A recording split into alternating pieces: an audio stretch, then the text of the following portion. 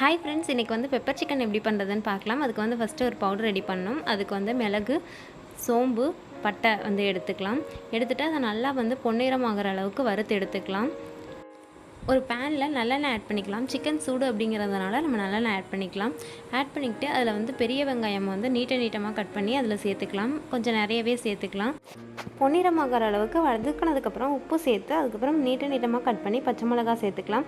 கருவேப்பிலையும் கூட சேர்த்து நல்லா வதக்கிட்டு சிக்கன் கூட ஆட் பண்ணிக்கலாம். ஆட் பண்ணிவிட்டு இப்போ நல்லா வந்து அந்த வெங்காயம், பச்சை மிளகா, கருவேப்பிலைலாம் இருக்கு இல்லையா, அதோட வந்து சிக்கன் நல்லா ஆட் ஆகிற அளவுக்கு வந்து கிளறி விட்டுக்கோங்க. அதை வந்து ஒரு மூடி போட்டு மூடி வச்சுக்கலாம். தண்ணி எதுவுமே சேர்க்க வேணாம். நம்ம தண்ணி அந்த சிக்கன்லேருந்து வர தண்ணியே போதும். லாஸ்ட்டாக நம்ம அரைச்சி வச்சுருக்க பவுடர் இருக்கு இல்லையா, அதை சேர்த்து நல்லா அந்த தண்ணிலாம் வந்து ட்ரை ஆகி எண்ணெய் வந்து பிரிஞ்சு வர அளவுக்கு நல்லா இது பண்ணி கொத்தமல்லி சேர்த்து எடுத்துக்கலாம்.